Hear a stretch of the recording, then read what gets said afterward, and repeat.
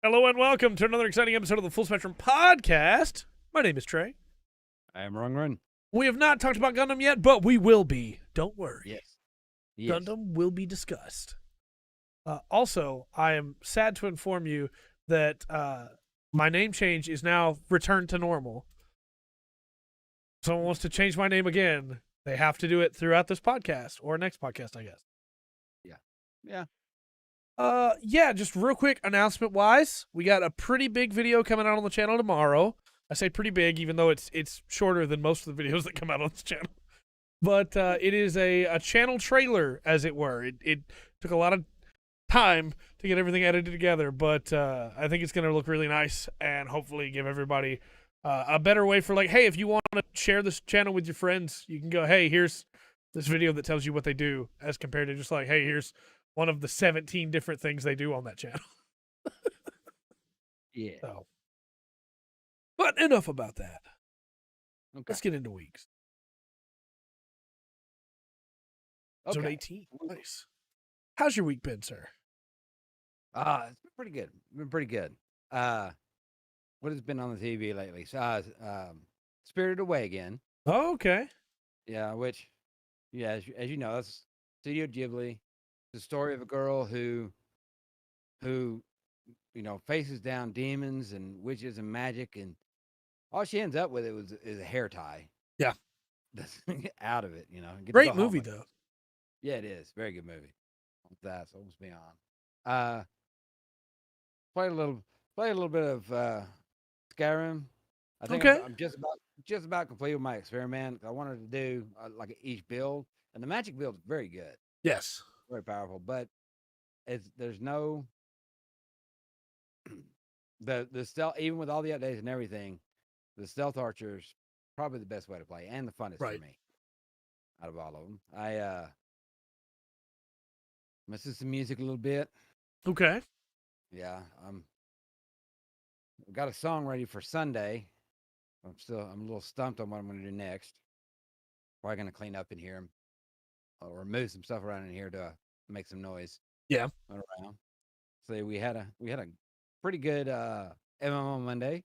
Yeah. Ran through, killed some. I got Lightning Storm. Yes. Cast it right at the end of the. Get to see it cast right at the end of the podcast, right before we sign off. Yeah. So yeah, I had work Wednesday. I'll go to work tomorrow. And is there anything else I'm trying to think of? Oh, okay. No, I don't think so. So, Gundam. Yes. Gundam, Zeta Gundam. I didn't know how long you were going to let that joke go. I was excited for it.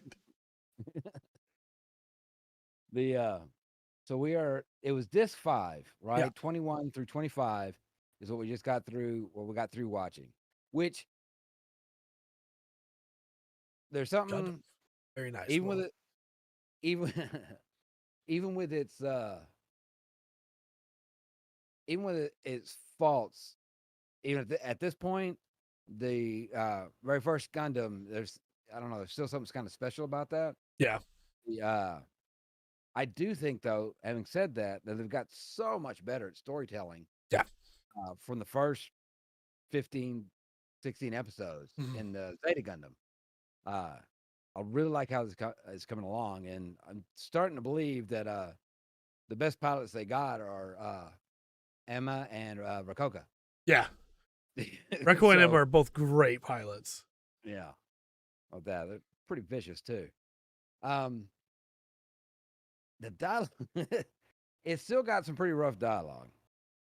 And I don't know, because we watched the sub and the dub. Yeah. Right? What was that? I missed it.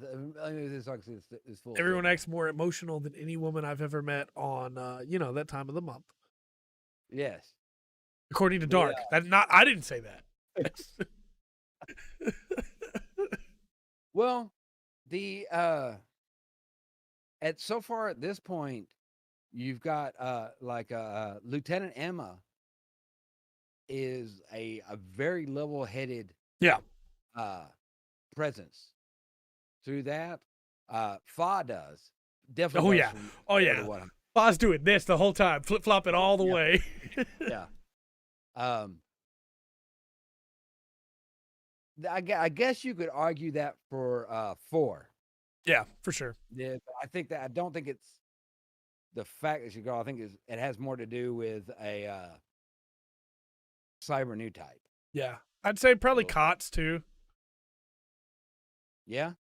Cots is pretty emotional. Yeah. Yeah, he is. Look, I know I said this He- early on. I mean it. Cots is maybe my least favorite character in Gundam. There's like one other character that is close. Mm, I don't know. I don't know. I do. I do think at this point in the series, I'm kind of looking around and going, I would probably be somebody working on the radish. That's Yeah. probably where I would be. Yeah. I wouldn't be. And the setup's really good. I like the crossover where they build. At first, it's just Camille. Then it's like foul, row cat, and girlfriend. Yeah, yeah. Ooh, Will just brought up Iok Kajan. Okay, so there's like 3 characters that I think are the worst characters in Gundam, and Kots and Iok Kajan are both one of them. I hate Eok so much, I forgot him. He left my mind. That's how terrible he was. I think that Amuro definitely gets better over the course of the episodes, right? Beltorchika is very much flip-floppy, but Amuro finds his center again towards the end of the episodes that we've seen so far. It's like they hinted, like, okay, we've got a bunch of characters, not excluding Bright, who has been there pretty much a long time. Yeah. And you've got his arc of why he switched sides and what he's worried about.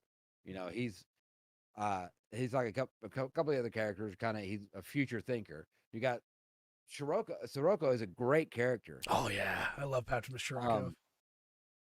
He's like he's like he's in a weird way, he's like Char. Yeah. But he's got I think he's a little more selfish, maybe. I'm trying to think about the word. I think that'll work. He's a little more self-centered, a little more or what the difference is he wants to control things and lead. Yeah. Yeah. Char just wants one of those things. Yeah. He doesn't want to be a leader. Though he is getting backed into a corner. Thanks. On that. It seems like he's getting backed in the corner. This part in Zeta Gundam. Yeah. It was like, hey, you're gonna have to. It's like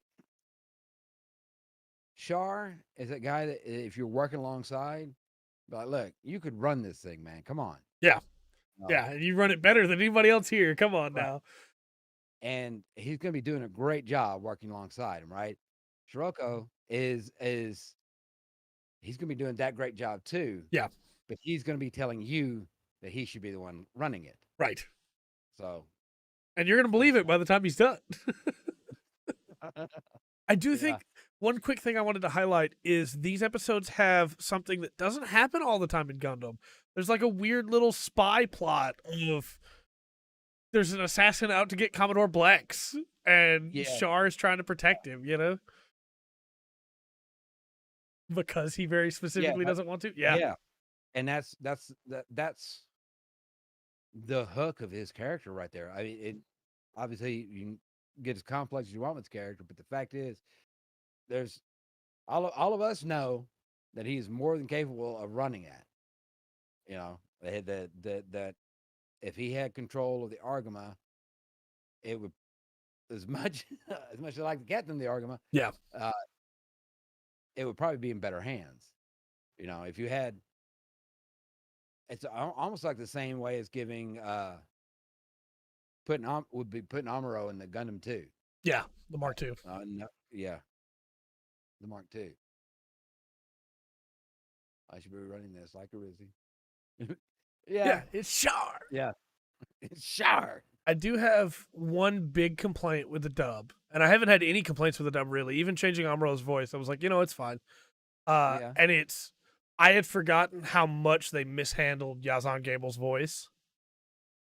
Yazan Gable is supposed to be like the sub has him as this sinister, like, kind of crazy, I'm hunting you kind of guy. And in the dub, he just sounds like he's from Brooklyn. Yeah. And it's kind of strange because you have the English adaptation, Mm-hmm. and that's one that's done for the voice actors, right? Yeah. They translate it over and give it to the voice actors, and then you're going to have another group of people that do the captions. Yeah.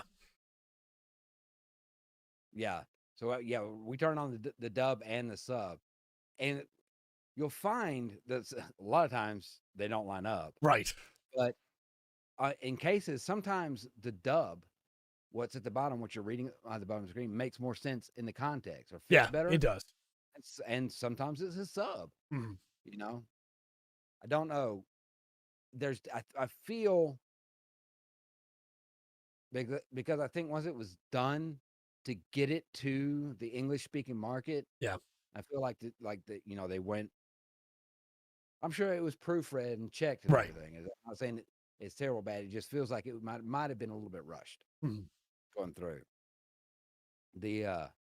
I'm looking forward to the next half of the season of where it's going, and I hope, like overall, like I said, these past.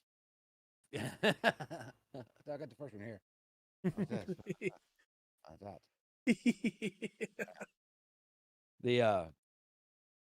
but I'm hoping the storytelling keeps up with where it's been because it was really good.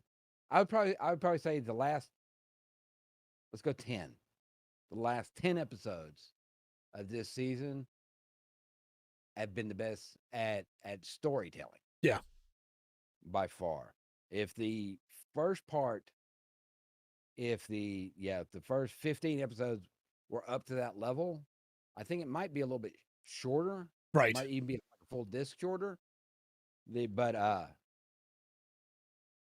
I don't know if I need to watch the end credits or check the credits and see if they changed writing teams or whatever. Because when you're going through this first half of it, you get Bright, you get Amuro, you get Mirai, you get Kai. Yeah. Hayato. Yes, you get all those. But that is just you only get. It's like they tease a story there and then move them off the board. Right. And so you're back to this. But in a way, I feel like that they kind of reset themselves on how they're going to do this story, how they're going to set it out. I think it's pretty good. I'm looking forward to like I said, I'm looking forward to the next half, or hopefully it stays as strong. And the dialogue is, the dialogue's not all great, but then again, well, it's like Cats, right? Yeah. Not Cats. Camille.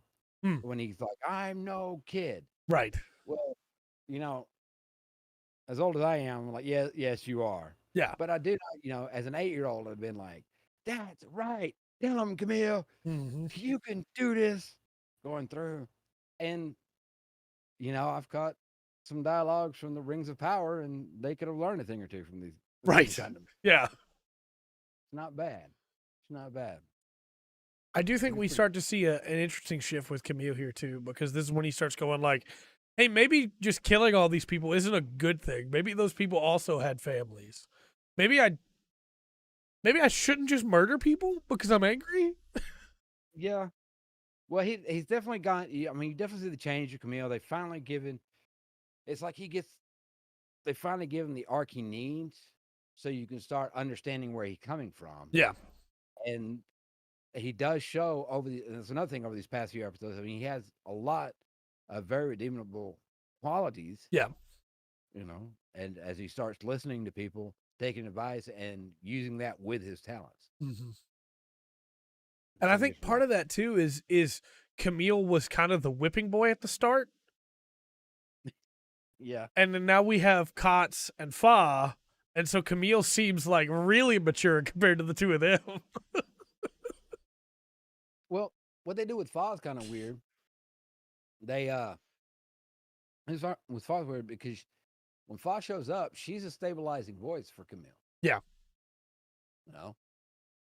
That's it. There's one thing on that. Everyone treats. Yeah, I get that. I get that. Yes, they do. Blame the kids, reminding their kids when it serves them. Yeah. Right. It is. There's definitely some of that in there. Where that and they excuse it through the episodes of like, well, we don't have time. Right. We don't have time to treat you like kids. It always ends up being the case that when people start treating, yeah. Well, and I think there's a weird divide there too, right? Where I agree, but I also kind of get it because at least in this case, the characters that are treating Camille as a kid have been through another war not that long ago, Yeah. And to them, Camille is this new upstart. I wish they would lay off a little bit on the, well, he's a new type, so we need to trust his intuition. And then later on go, Camille, why are you launching? I wish they'd lay back on that. But I do kind of understand where they're coming from of like, no, we know how to fight war. We don't need you to teach us how to fight war. Yeah. Even though they kind of do. And there's times when they're going through that, when they're doing that, where I don't remember which episode it was, but there's pretty good. It was after Camille and 4 met on Earth. Yeah. Neo Hong Kong. Yeah. And but Bright, it kind of has a realization. I think when Emma is talking to him, that and she tells him something like, well, I can't be a surrogate mom for him. Yeah. We're in the Army, and it's the commander who takes up, right, the parenting role, the fathership role. And I think Bright kind of changes right then as like, yeah, maybe, it's on me now. Right. But they do that a lot. They do. Like, point out tell them they're a kid or worry about them being so young. Mm-hmm. And then, yeah. But I think it's probably just people, though. Maybe. But I'm liking where it's going. I'm liking a lot better now where it's at and how they've been doing with the storytelling. I think the sound's great. The animation has come so far. Yeah. From the original Gundam, but they've got, I don't know, it feels like a rhythm. Like, okay, I can ride along with this. I'm not trying to piece things together. Yes, it is. Mm-hmm. It really is. Just in that short period of time. But then again, they also got almost twice as many episodes for this. It's a big upgrade, numbers wise. Yes, yeah, you can. Yes, you can definitely tell that. But like I said, with these last 10 episodes, if they keep up with that, the storytelling starting to catch up with the animation a little bit. Mm. And it's for kids. Yeah. For so I understand that. So. And for sure, Dark, Gundam is the war orphan story in a lot of ways. You can't have a war without war orphans, and so you can't have a space war without space war orphans. Well, in the first Gundam, okay, you're making IBO for sure. It's literally in the name, Iron-Blooded Orphans. What? 30 years, rough, a little bit more than after Hiroshima, right, and Nagasaki, and it's almost like that influence you can tell the influence on the first one, right? Absolutely influenced Tomino because he was alive when it happened and had to flee the city. It absolutely influenced him. Yeah, that's why he's always been very anti-war. I think where.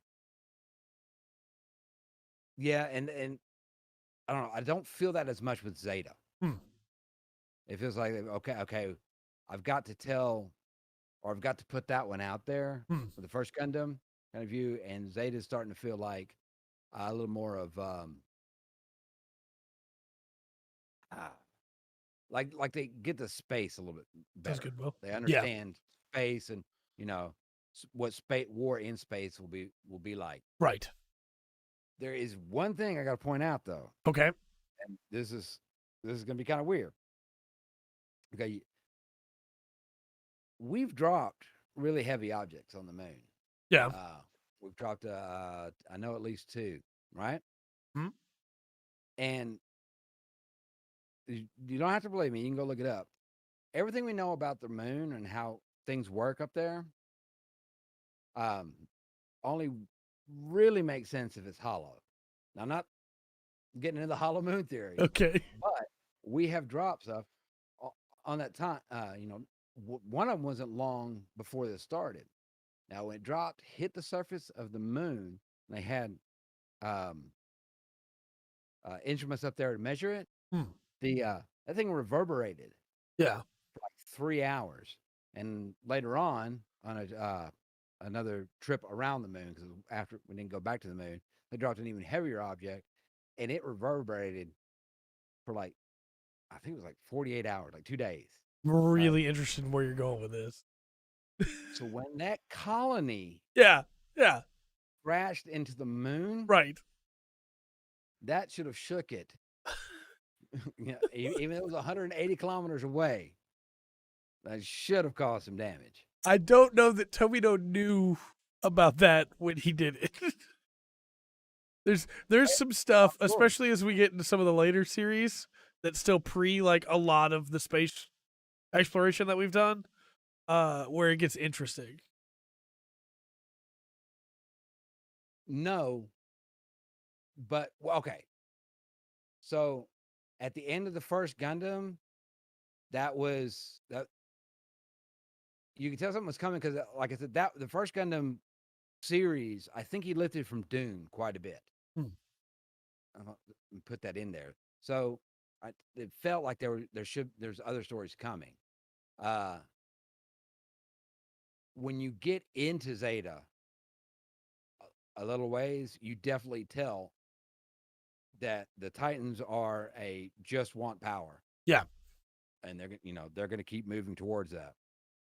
And after a little while into the vote to make give the Titans all the power, it wasn't a surprise. Yeah. By that point, it was like, yeah, okay, yeah, they're going to do that. So by the time they mention it in Zeta, because I mentioned a little bit before that. Yeah, that there's a vote coming. Yeah, it's like, oh yeah, that's going through. It's impossible for me to answer this question because I watched First Gundam so long ago for the first time, and then watched Zeta, so I already knew it was coming on rewatches. But no, I guess when I finished First Gundam, I didn't have any reason to think, because I was young. I assumed, well, Amuro's the war hero now. Captain Bright's there. They're going to listen to them, and everything will be great. And then now, of course, as an adult watching Zeta, everything that happened makes perfect sense. Yeah. And they hammer that. They give you just how powerful one thing they do in storytelling, and a couple of good scenes that are in early Zeta, is they give you an idea of just how much power the Titans hold. Yeah. That's that scene where Bright gets beat up by like 6 people. Heck yeah. Yeah, that lets you know right there, who are they going to answer to? That's Captain Bright. He was on the white base. He can do whatever they want, apparently. Yeah. So that was a really strong scene early in the series. But see, I get where you're coming from there, Dark, but we didn't see a lot of that really in First Gundam. They didn't get into that because it wasn't really about what was going on with the Earthside Elite. We heard them called that, but the only Earthside Elite we really knew at the time was Captain Bright and then Slegger later on. And it's not, we get to see glimpses of like General Revel and people like that, but it's not really until Zeta that we get to see it really hammered home, because most of the Federation side that we see is from the white base. I guess there's the one guy that goes with them for a little while that's a jerk to everybody, but you could write that off as he's just mad that the white base is getting more acclaim than he is, But because I agree with you, and there's a lot more we know about the Federation from later on in Gundam that when you take that in context, it makes perfect, absolute sense. But in First Gundam, we don't really get to see that much of a view from the Federation side alone. Yeah. Yeah. And in the first Gundam, you've got two sides. Mhm. You got the Principality of Xeon, you got the Earth Federation. Right. And you've got Ads are fun. Ads are fun. Right? Perfect timing. I think Perfect too, timing. like Xeon in First Gundam, their message is the hey, we want freedom, but we're fighting dirty. We're fighting the wrong way. And the Federation is represented as, hey, we want to fight to stop them because they're attacking us and they dropped a colony on us. Yeah. Whereas now it's, well, no, we want power. And it's, hey, maybe space people really do still need that freedom, though. Yeah. Well, it's definitely, because really you don't have just two sides. Right. In Zeta. I mean, you got the Earth Federation and Titans. Now they're two sides, but they're working on the same side. Right. You know, and there's apparently a faction from Jupiter. Right. That stands for the Earth Federation. You know, and then you've got so you have the Titans, you have that, and then you got the AUG. Yeah. You know, it's kind of building out. It's a little Zeta's definitely a little more complex story. Mm-hmm. Whereas the lines are drawn. Before you even get in the story, the lines are drawn for the first Zeta. Yeah. You know who's who there. When you start, I mean, with the first Gundam. Right. In Zeta, when you kind of started out, you piece together, okay, who's working with who. Mm-hmm. You know, because there was a time at the beginning where Camille could end up, being a pilot alongside Jared. That's right. But, if things had gone just a little bit differently. Oh, I love Jared. He's such a terrible person. Stand Jared. Such a terrible person. Oh, my gosh. Oh. No, you don't understand. If the two of you would fight as if you were one, even though you've never tried it before, then you'd be fine. And Cinelay's like, I don't have any idea how to do that. And Sarah goes, well, we should try it, though. Oh, if only we'd fought as one. It's like, look, Jared doesn't know what he's talking about, okay? No. Jared. Oh, I love him. Jared's a funny character because I can't stand Jared. Right. He's obviously not a new type, but he does have talent. Yeah. And a sick. He's got his uses. I mean, and look, the guys who's giving him the orders are doing their best to get him killed. Yeah. Oh, did the automod grab something? It did. It did. How that? I see why it did it, but I'll allow it. Yeah, that's Jared. That's him right there. That's why I love him. He's so dumb. Yeah. His logic is, oh, I did something that I can't take back. Instead of feeling bad for it, I'm going to have a moment where I go, oh, and then just, well, it's your fault. She was even out there. Yeah. Yeah, if you hadn't done what you did. Yeah. And look, to be fair, Camille's not much better. You'd still be alive if you'd stayed away from me. That line comes up with a couple other people. It does. Emma says it as well. If you hadn't come out of here, you wouldn't deserve to die. Yeah. If you haven't faced me, you wouldn't die. Yep. Yeah, he's so mad he killed Lila and Kakrakan. And the thing is, I mean, I got to go back and double check it. It's kind of Lila's and Kakrakan's fault. It is. 100%. I think that's why I love Jared so much, is because really he's this tragic story of he thinks he's the rival, right? He thinks he's the Char to Camille's Amuro. Yeah. And he's just not. No. But everybody keeps telling him that he is. Shirako's like, Jared's a great pilot. And Jared's like, yeah, I am a great pilot. That's right. I am. Yeah. And he's just this guy that smashed his Gundam into a building in the first episode. But for the setup and for the series, he needs to be hated. It's good that you want that. Yeah. He's Johnny from Karate Kid. He's Johnny Bravo. Yeah, that's also he has Johnny Bravo's hair. Right? Goodness. Yeah, and I don't know what's up with the guys who put the air car in the back of the thing when they take Camille down. That one guy that is an impressive impressive amount of hairspray. Yep. It must have took to get to his hair to do that. Yep. Welcome back, Will. That is what do they call it? Buffon? Yeah. I don't know what it is. Yeah. The Buffon made him look like a buffoon, but he was dedicated to it. Right. Almost pompadour levels, but not quite. Yes. Almost. Goodness. Ugh. But it's getting good. I'm looking, like I said, looking forward to it. The steps they've taken, for me, was Zeta the goods outweighing the bad. Because I look at the animation and how it runs, and some of the fights are really smooth. Oh yeah. You know? And yep. All I'm gonna say is Jared serves his purpose perfectly. That is, he does his job so well. If everybody hates him, that's the way it's supposed to be. Yeah. And I love the scene in the bunker. Yeah. Fall down. Where he tries to start. Yeah. Everybody in there like, yeah, no, we don't like the Titans. We're not gonna let you go after them. Like that's literally a line. It gets me every time. Just this. You think we're just gonna stand here? What? Yeah, some of the lines get me like, a battlefield? Yes, it's a battlefield, lady. Come on. Oh. Also, just the idea of you should go shopping. I'm your commanding officer. You should just go shopping. We don't need you right now.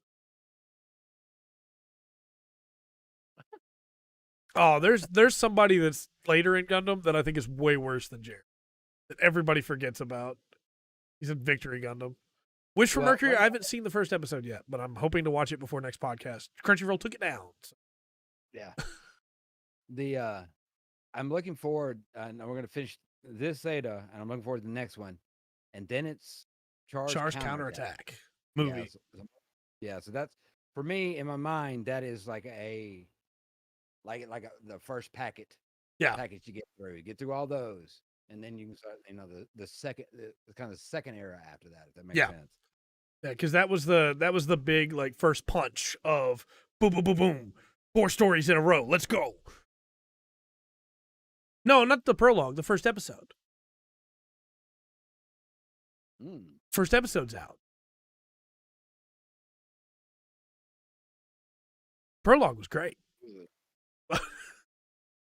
I'm interested to see how much more, if they've, because they've got three versions of the Gundam. Mm-hmm. You've got the old school. You got very nice. You got the Gundam, the Gundam Mark II, the Gundam Zeta. Yeah. And we're gonna get to Unicorn. That's still a ways off, but we're gonna get there. The mask on Zeta is a little more jagged. Yeah. It looked a little more threatening.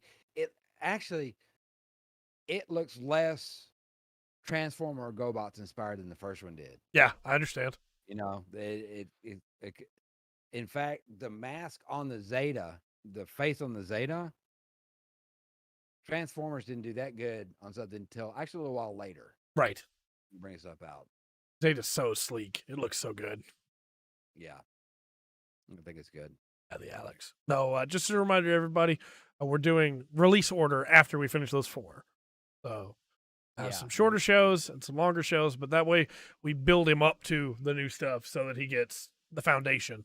Because Gundam is, we talked about this when we first started talking about watching Gundam, but Gundam is full of references. And getting that base is so important by the time you get to stuff like Build Fighters, because otherwise nothing's going to make sense. Like, what is the reference here? Whereas now you can go, oh, that goof's inspired by Ramba Ra. I understand. No, Zaku boy. You know. I'm sure there is. All kinds of modifications on it. That's not even talking about Gundam the Gundam. Yeah. All right, man. Well, that's been my week. Okay. Sure. How's yours been? Been pretty good. Let me take Spoiler Lubu down. There we go. I finished Strangers of Paradise. I love Build Fighters because how good the action is. Build Fighters is so good. Action in Build Fighters. But I finished Stranger of Paradise, Final Fantasy Origin. I have not gotten into the DLC yet. I've recorded the audio for a review, and I'm unsure how I feel about it. I'm going to listen to it a couple more times and see if maybe touch it up here or there. I think I either did a great job or a terrible job, and I'm right in the middle of like teeter-tottering. However, that game is still great. That game's really fun.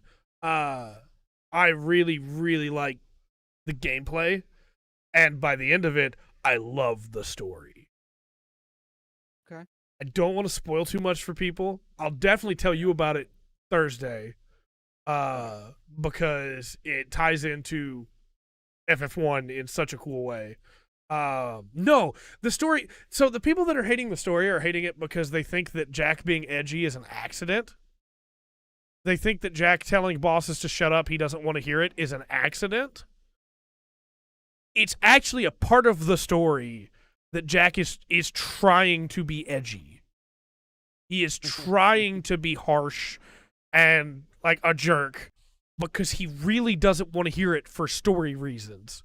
And the way that it all ties together is super cool. Yeah, he's an edgelord because he's trying to be an edgelord. Kind of like, a certain Final Fantasy VII character. I not know who you're talking about. Right. There's nobody imperfect. No, and I love that Final Fantasy VII character as well. I want to clarify. But it's kind of that same thing, right? Of, I'm doing this because I have to. I have to do it this way. And the payoff for that is so good. So good. I'm not talking about the Vampire. No, if you haven't played FF7, I'm not going to spoil that for you with the remake coming out. But No, not Vincent. Vincent is not an edgelord. Okay, Vincent's just a lord. Yeah, he's just that's right. He is. That's right. Yes, I get. Yeah, maybe in Dirge of Cerberus he gets a little edgelordy, but yeah, but he's like what the edgelords aspire to be. Yeah, because he's an actual vampire. Right. But I understand, Dark. Yeah. But no, Jack Garland jumped up into like one of my favorite characters in all of Final Fantasy by the time I finished that game, which I know sounds crazy to say for people that haven't played it, but man, I love that story. And when you finish the game, you unlock a new mode that gives you infinite MP. Cool. That lets you just go crazy throughout the levels. And you get less gear, but I don't care, man. I don't care. You also get to uncap jobs so that you can level them up more to get mastery points to make them even better. It does sound awesome. And it lets you level up the base affinity that you have with a job so that you can hit those high affinity marks to be able to get really cool builds going. And man, I'm still going to be playing this game by Game of the Year, I know, even though I finished it. Because there's just so much stuff I want to do. And I haven't even touched the DLC, so. Fair enough. Just got good replay value. That's yeah. Good. There is a max limit. I believe it is 100, but the base game was 30. So, you level your jobs up a lot. And I'm at the point where when you beat the game, you're at gear that's in like 150, maybe, or like 310 is what I'm at right now. Sorry, 310. And the DLC is at 400. So I got to get to that first. But thankfully, I can clear through all of the levels with the Super MP mode and then go back, because I still get gear that way. I just get less. But it means that I can get high-end gear from the later levels with infinite MP once I get there, and then go back to do the early levels on the hardest difficulty without that mode and get full gear. So, should be pretty cool. I'm excited for it. And then I started playing Xenoblade Chronicles 3. Look. When you hit the menu button in that game, it goes just for bringing the menu up, and then kicks into the menu song. And I have lost track of how many times I pulled up the menu now. Not even because I needed anything, just because I wanted to hear the music sting. What can I say without spoiling things? even in the, like, if you watch the first impressions, there are moments where I just go, "Is that?" And that should tell you all you need to know, because this game is maybe perfect. I'm only through the first chapter, but this game was made for me, and I love all the characters so far. And there are mechs, All right. and it's real cool. Okay. So the base, I can give you like the base outline for the story. The base outline for the story is that there are these two factions that are fighting against each other, and these two factions, when they kill any member of the others, right? Yeah. It fuels their batteries back at home. They literally fight for life. Oh, okay. And so it's like this endless conflict, and I don't want to say much more than that, but that's the premise so far. And some stuff has happened already since then, but it's pretty dang good so far. All right. Well, Gonna be playing more of Won't that be- for sure. But that's I that's knew- pretty much been my week for the most part. Just, working on that. I painted a little bit of Thousand Suns on Friday. right on. Definitely, I think could have done a better job there, but Well, it's blue and yellow. yeah, I'm gonna get a Hopefully finer tip brush. You didn't end up with too much green. You're doing good. And then this Friday, we're gonna start on the unicorn. Yeah. Excited Like for that. Megatron. Give me just onto this message real quick. It's work. Oh, It's always gosh. fun. That's fun. Yeah. Well, if we're building the unicorn, that's as close as I'm going to get to unicorn for a while. We'll see Yeah. this. It's gonna be a little while. It's gonna be a little, but we'll get there. All right. Well, that's it for my week. On. Let's move into some reviews. This one is a high grade. I don't really build master grades anymore after how long that Zeta took me. Mostly just high grades. So, our first game for review is FIFA 2023. Oh. Okay. That Zeta took me so long. FIFA 2023. Hmm? The soccer game by EA Sports. 'Cause I think they still have the license. Yes. Oh, man. 89. Oh, that's a shot right out the gate here. Okay. Yes. 89. What do you think, chat? What do you think for FIFA 2023, the newest soccer game? FIFA 23, according to some. 2020 part gets dropped off sometimes. Yeah. I mean, there's gonna be complaints with it, but it's a worldwide game. 92. Mhm. Yeah. The people who play it love it. Okay. Yeah. Score is 76. Okay. All right. Yeah, there's complaints on it. I'll make a prediction. It's the exact same game it's been for the last few times, just upgraded graphics. Yeah. And there's some bad bugs in it. Okay. That's my prediction. No, it's not good for that. For FIFA 23. Let's see here. I got these marked. Let's go with Games Radar. Says EA and FIFA part company with a game packing fresh content both on and off the park. But FIFA 23 is ultimately hamstrung by a pair of long-standing frustrations, and they don't go into more detail on what those pair are.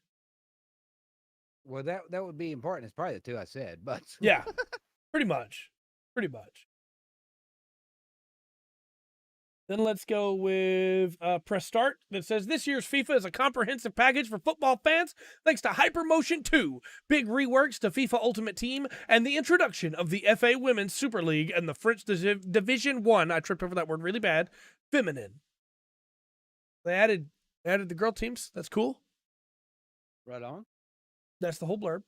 And then this one's not going to help you at all, but I had to read it. The gamer says FIFA 23 is the same as it has always been. Yeah. You could probably elaborate a little bit more as a reviewer, but okay. Yep. All right. All right. You ready? Yes. Like every other sports game, yes. I'm gonna lower it. I'm still gonna go. I'm gonna go 82. Okay.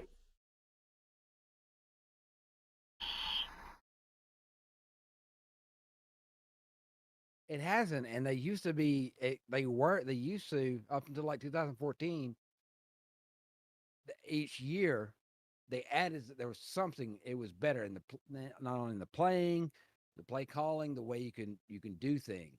They became better, and like after like 2014, the NBA games, the NFL games, they haven't had a college football game, but all the sports games, it's like that's when they peaked, and they're just going to make them prettier.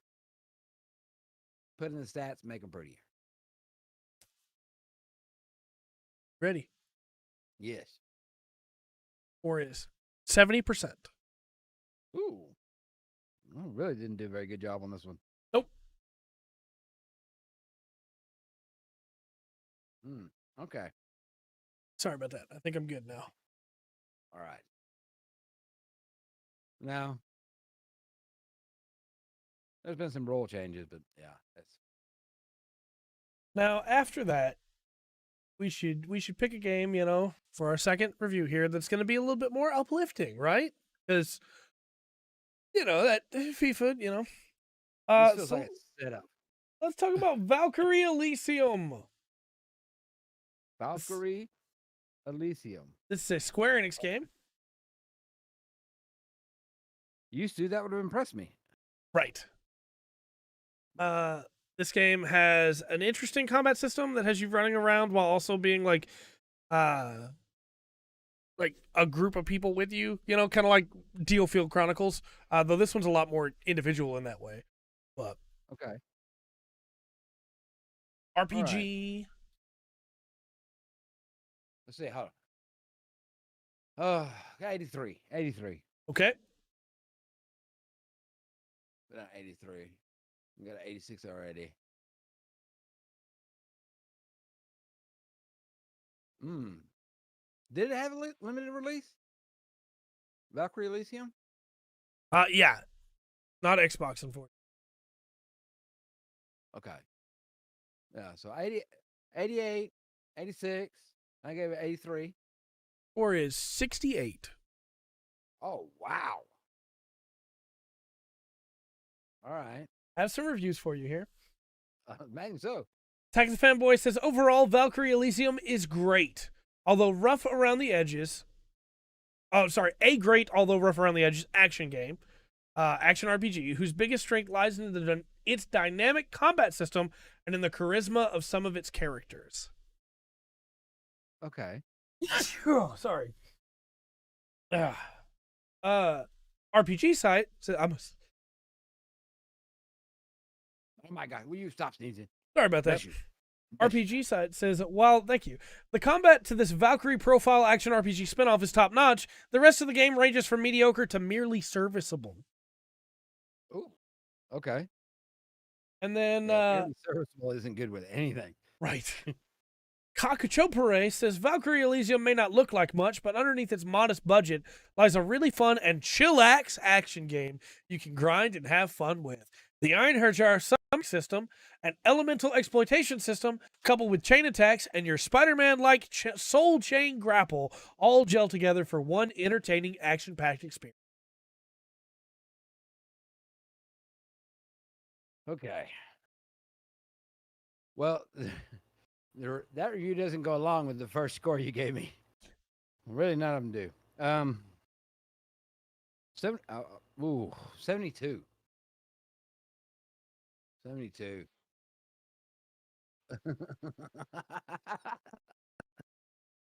Start a petition on petition.org, darn. 70. We may be being nice.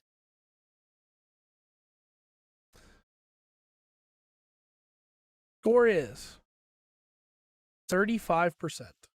Golly. They didn't. Wow. Okay. 68, 35%. Shaggy the Penboy gave it a 4 out of 5. RPG Site gave it a 7 out of 10. And Kakachopere gave it a 7 out of 10. But then most of them said, no, I'm not going to play it, though, and I wouldn't recommend it. Okay. That was a rough one. Goodness. Yeah. Yeah. You know. Right? Goodness.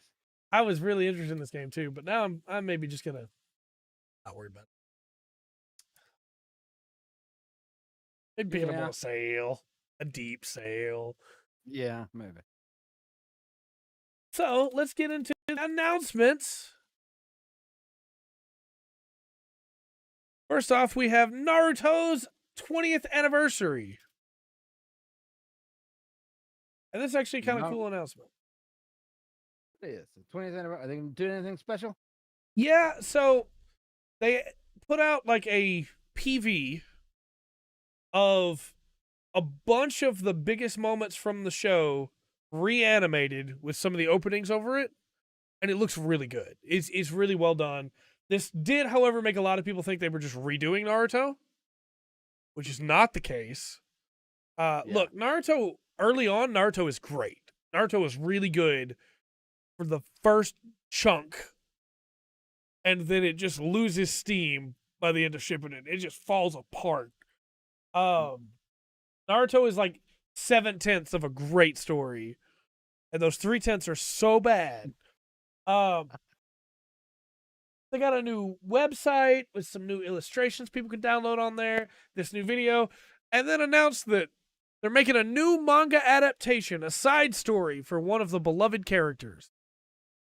Okay. Which could be really cool. You could get a really cool story going here. You could get some great character work going in, and then they reveal who the character is, and it's Sasuke,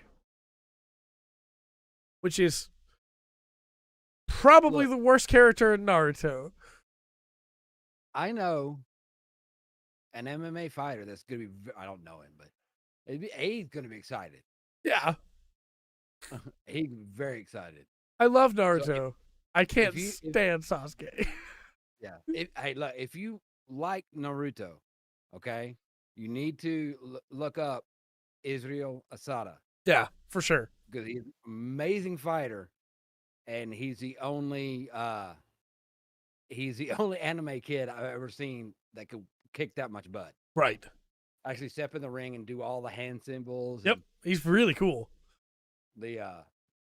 What was the line? I am prepared to die. Yeah. I'm prepared to lay down my life for my ninja way.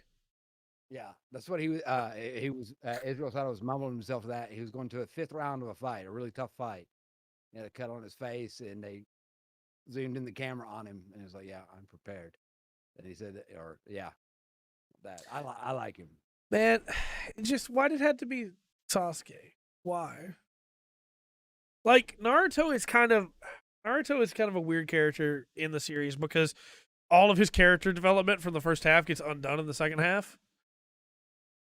But then, as Darkus pointed out, Sakura is a nothing for most of the series, and Sasuke is just constantly letting people down.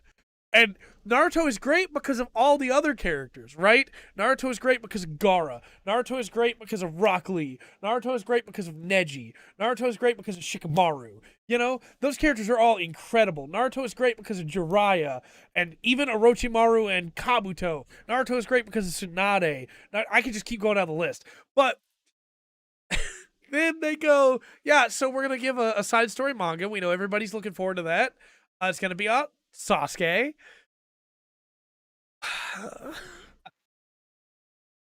Why?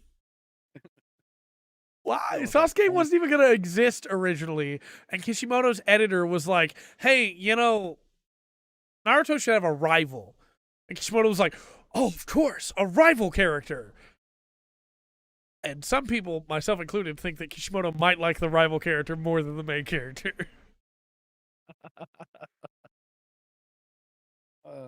People ask for the costume for Sasuke. Oh no. Yeah. There's quite a few Naruto costumes. I didn't see any of his sons. Oh yeah, no, we don't talk about Boruto. Right, okay. I mean, that's like the that kind of feels like the we don't talk about the Hobbit movies. Yeah. Yeah. Yeah. Yeah. No, Itachi's a great character. Separate of Sasuke, Itachi is an incredible character. It's just when Sasuke gets involved that Itachi starts to. Yeah. Man. Kakashi's the same way. Kakashi's an incredible character until he gets involved with Sasuke. And then it's like, I'm gonna baby this kid and I'm gonna teach him all my best abilities, even though I'm pretty sure he's kinda hates everybody here. That won't be a problem at all. It's like, Kakashi, you're such a smart guy. Why are you being such an idiot right now? Yeah. Cause Just, hey, if you're looking forward to Sasuke's manga adaptation, yeah. the story of Sasuke Retsuden. And it's like, it's a special story that's after the end of Shippuden that goes, hey, how did Sasuke become one of the most important people in the village after the end of Shippuden, after all the bad things he did? And it goes, what if we make up a story where Naruto gets sick and Sasuke has to go on a journey to find the cure and thus prove to everyone that actually he's a good guy now? Okay. Like, I'm gonna put this to you, Rungren, because you have not read or seen Naruto, right? Right. So, I'm gonna put spoiler Labu up, just in case, right? But here's the thing. Sasuke betrays the village, joins up with the bad guys, tries to destroy the village, is stopped, and then later comes to defend the village, right? After the defense of the village says, I'm going to be the Hokage, even though it's your dream, Naruto, to be Hokage, I've decided I will be the Hokage now. I will fix this. And, then Naruto becomes Hokage, and Sasuke just has a moment where he goes, sorry. It's it. That's the entire development. It's sorry. He doesn't say, I'm sorry, I messed up, I shouldn't have done all this stuff to you. Just sorry. Okay. Well, he meant it, right? Yeah, I guess he did, because Naruto believed it, so. Yeah. All right, I'm taking spoiler Labu down. Yeah, that's right. That's right. Yeah, that's a very good point. Nobody killed him at any point. Everybody was like, yeah, he's cool. He's here. He's here now. So we have a Nintendo Direct Thursday that's been announced. A little bit surprising. That's cool, though. It's a special Direct for the Super Mario movie. Okay. He does destroy a meteor. That is a good point.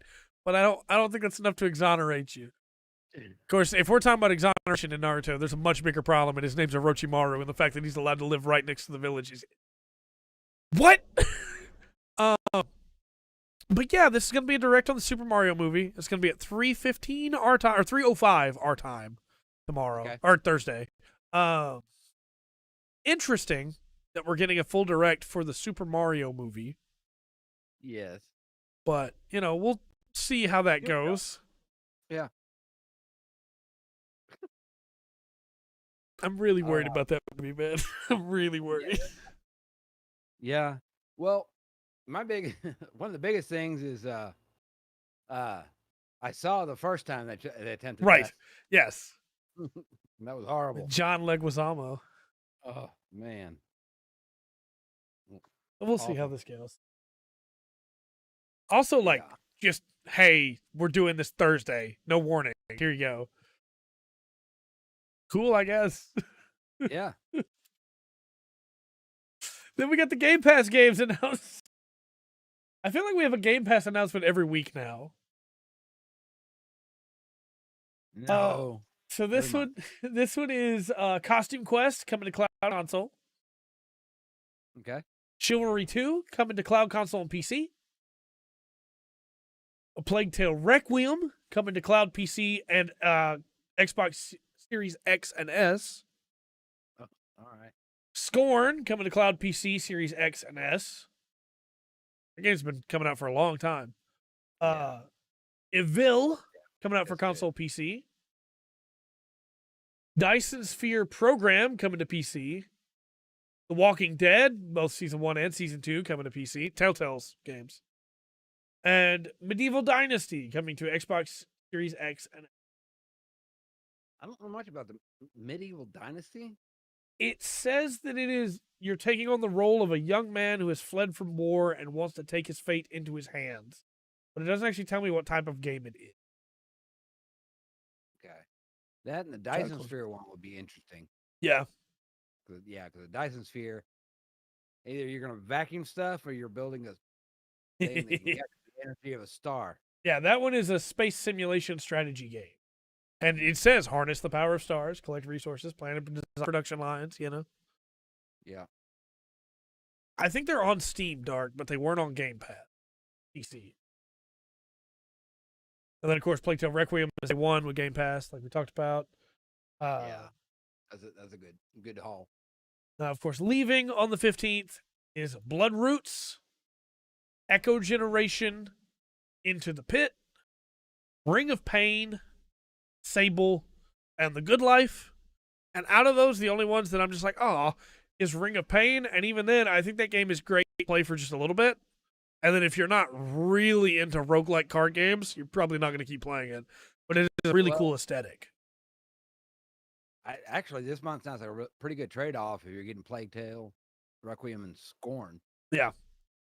I trade for the games that are coming. Yeah, you can take the games that are leaving. Right. I have to try out Scorn. I've been listening to people talk about Scorn for the last 6 years. And now's your chance, sir. That's right. And then finally for announcements, I didn't even know this game existed, but it popped up on my news, so we're going to talk about it. Company Heroes 3 has been delayed. Yep. And they say that basically as they approach the November 17th launch date, our team has decided the game is not quite up to our players or our own high standards. So bugs to squash, pixels to polish, gameplay to adjust, and feedback to address. They're moving it to February 23rd.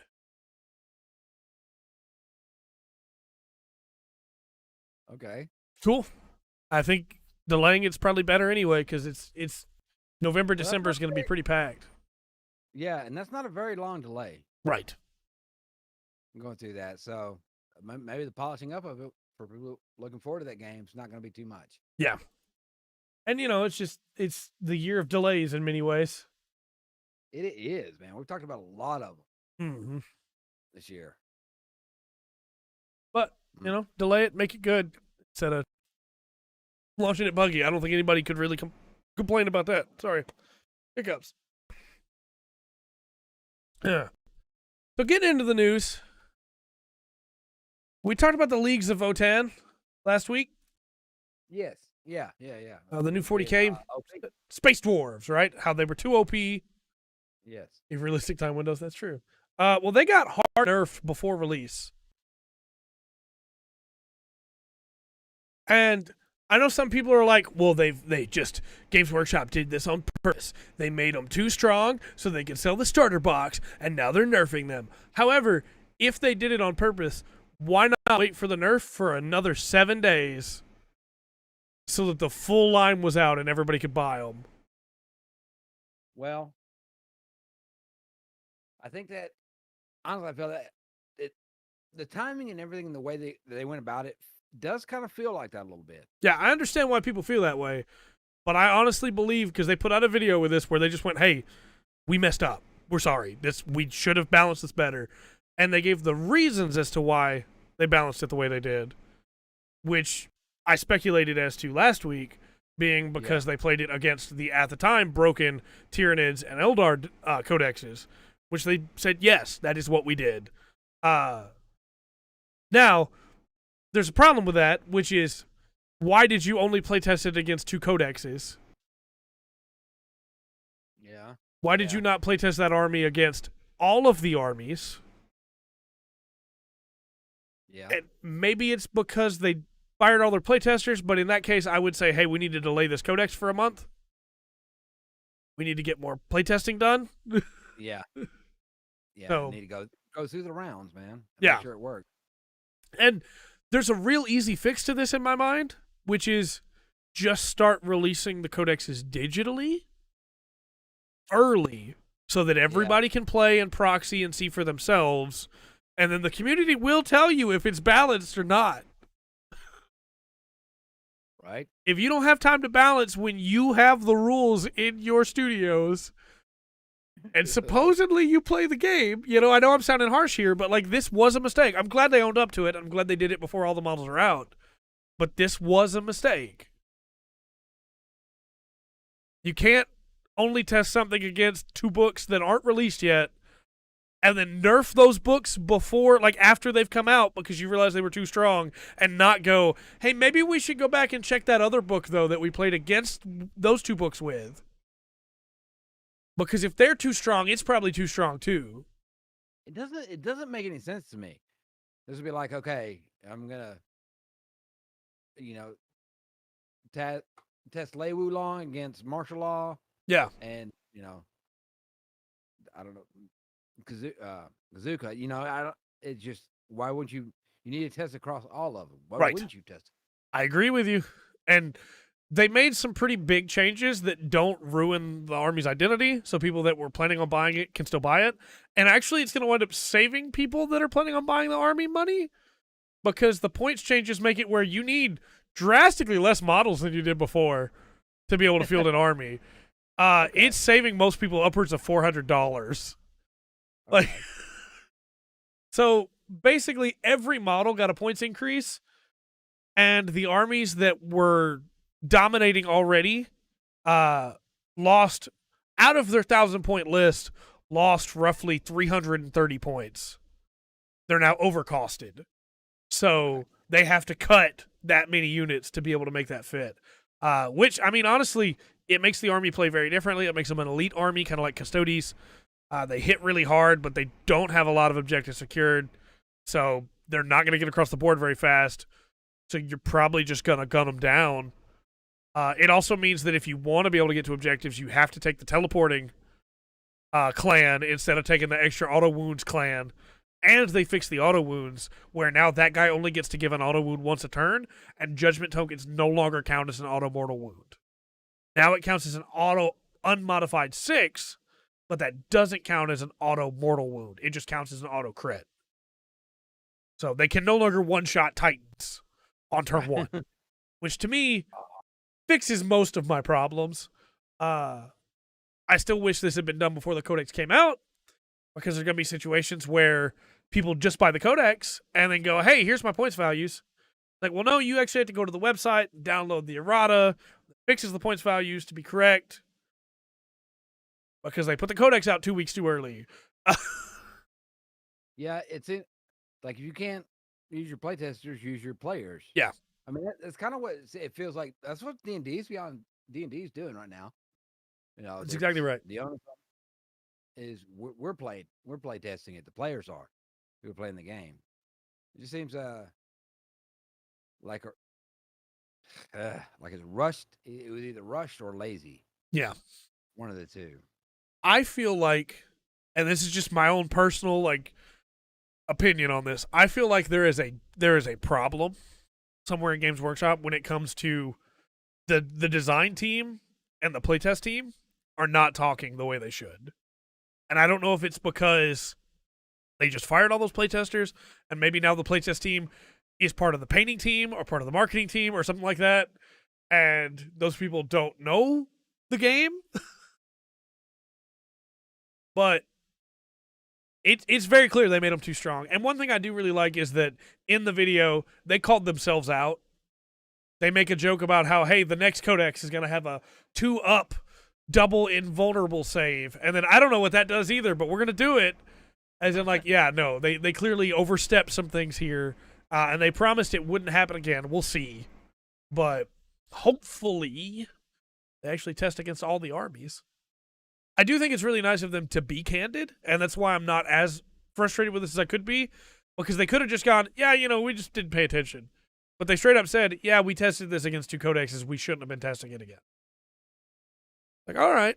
I appreciate that you're being honest with me. It doesn't change the fact that you made a mistake, but I appreciate that you're being honest with me.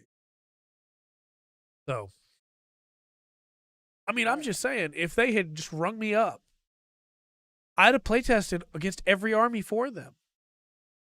See? And I'd have done all of it live on Twitch. So, it's a good change that I think makes the army still playable without like destroying it. It's still going to be a very strong army, but it's no longer dominating the game. Yeah. All right, man. Good deal. Let's talk about Wigglet. Okay. So, Pokemon revealed Wigglet, and it has, and I don't know how to feel about Wigglet. I'm going to be honest with you.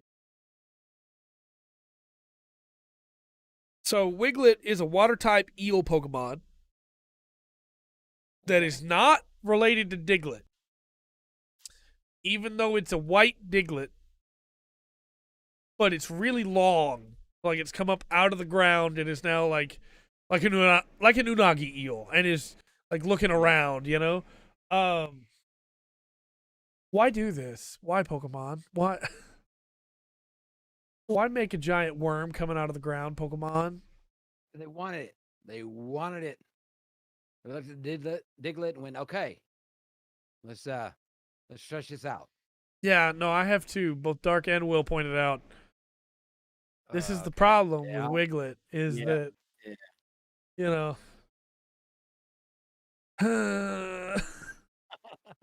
But, we got Wigglets in the game, and I'm at this point now where I'm just hoping they don't spoil too many more Pokemon, because, like, I want to find them myself.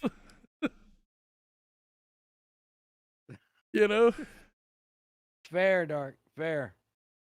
Its Japanese name is Umidaguda, which is basically water eel.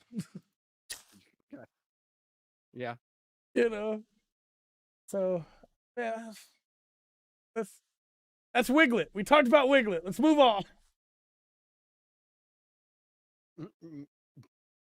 Let's talk about the Terraria Labor of Love update. Okay. So this is a free update. Over to Terraria. It's already available, I believe. There's a lot that changed in here, so I'm gonna try and make this quick instead of running down the whole thing. But basically, it's not a chair or something. Yeah, that's very true. They've added a bunch of quality of life stuff, so you can now have gear loadouts, so you can switch between different sets of gear for like mining gear, digging gear, fighting gear, stuff like that. They've added a void bag, which is basically a bag of holding. Okay. The void bag was already in the game, but the new version of it is now like a bag of holding, because now it can actually hold items. You can right-click on it to open up the storage, and anything you pick up at that point will go straight into the void bag.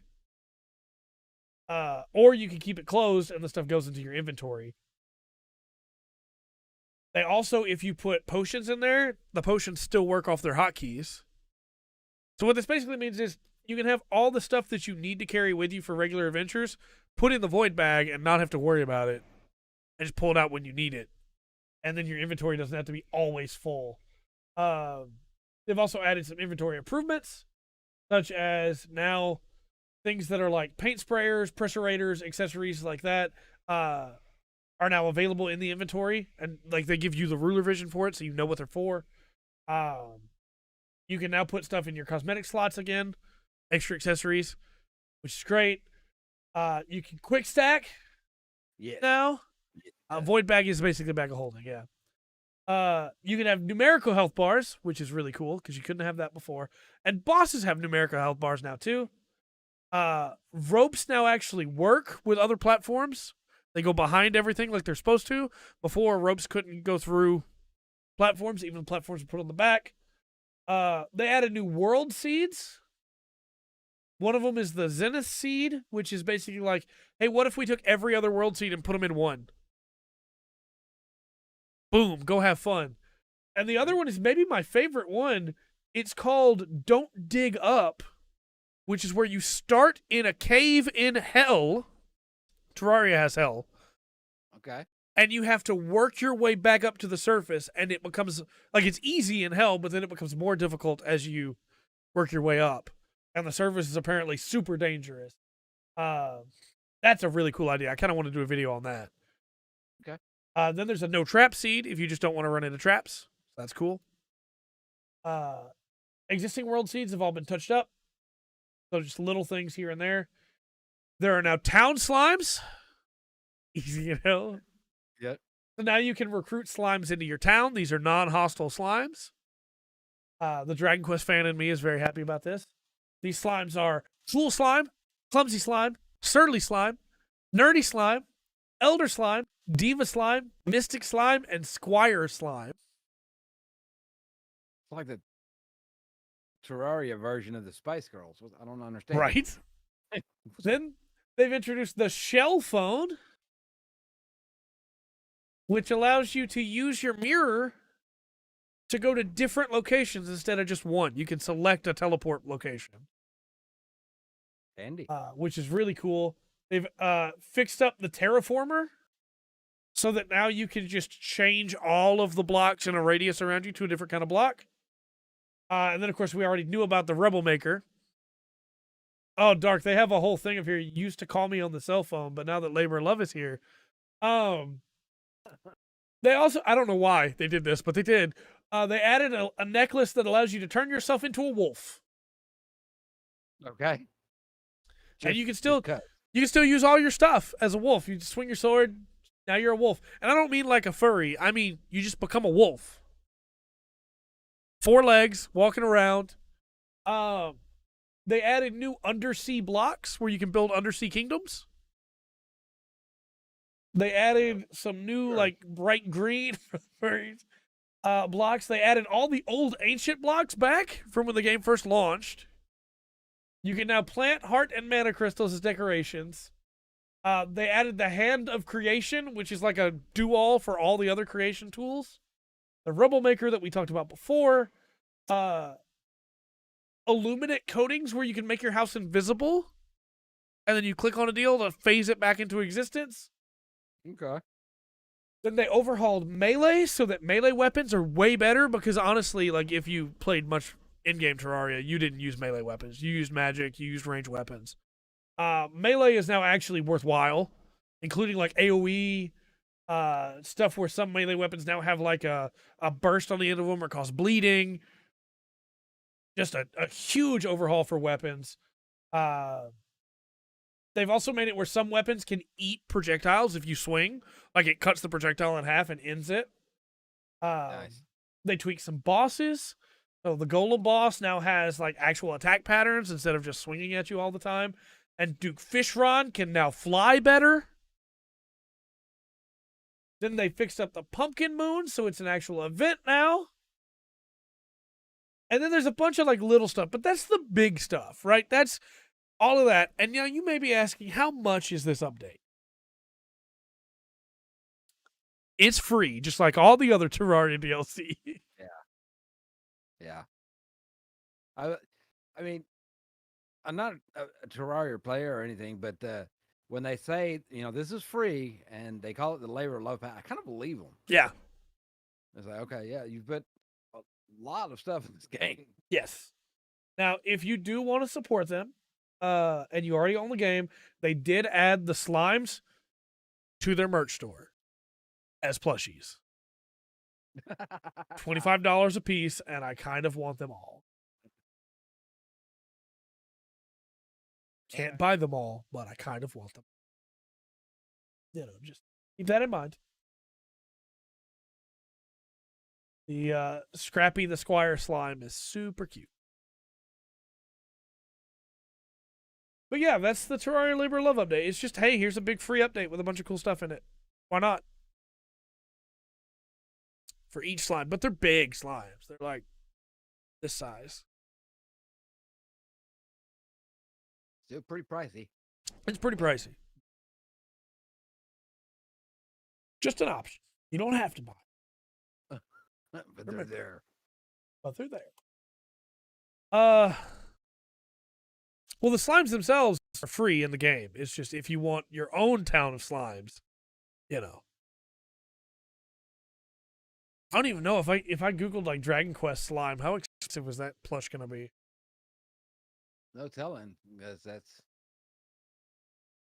I think everything put out for Dragon Quest is through a separate company, Yeah. so they got to split profits. Play Asia has them for 25. Okay. King Slime for 27. The Heel Slime for 6 from Plaza Japan, but also $40 in shipping. Yeah. Yeah, those are the plushies. No, in game they're free. You just go find them. So from there, kind of some bad news. I'm doing a little bit of a roller coaster here. Fandom bought some stuff. So, Fandom, for anybody who doesn't know, while back bought 250,000 wiki communities. Golly. So it used to be like you had Wikipedia and then you had Wikia, right? And the Wikia was one that was like the community runs this as compared to anybody can edit it like Wikipedia. Wikia eventually got shortened to just Wiki. And so everybody has its own wiki, right? Well, Fandom bought a bunch of those wikis. And if for any reason there wasn't a lot of activity on one of those wikias, Fandom would just close it. Oh, man. So now Fandom... Sorry, what's that? I said, yeah, now they got a bunch more stuff. Yep. They have purchased GameSpot, Metacritic, which is why we're going to keep using OpenCritic, TVGuide.com, GameFAQs, Giant Bomb, Cord Cutters News, and Comic Vine. Dang, okay. Only one out of these that I'm like even remotely actually upset about is GameFAQs, and it's because a bunch of those old GameFAQs boards are just going to get wiped out. And I use those to look up stuff for like old emulated games, stuff like that, you know? Yeah, well, that's the thing. We live in the age of information, right? Mm-hmm. And it just about everything's out there, and you can find it. And yeah, for old games and even old stories and stuff, there's wikis for them. Yeah, that nobody's added to in the past 10 years or so. Yeah, there you go. Yeah. Yeah. And like GameFAQs, wikis, they're all like good information, and they're just, hey, yeah, guess what? And it really, really sucks to me for GameFAQs because how many of those forums have like well-made guides that people made? Yeah. That they spent their heart and soul making that, and they're just going to be gone now. Yeah. So,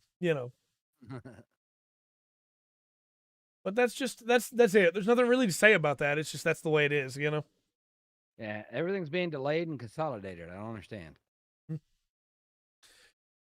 Speaking of it's just the way it is, Google Stadia is dead. Which is not a surprise. It just really stinks for the people that are playing. Yep. And it's not... Oh, go ahead. News. I was just saying this has been up news. I mean, this has been the biggest gaming news. Yeah. Google Stadia is big shocker. Nobody's surprised. No. The thing that surprised me is the company that was fighting to get game transfers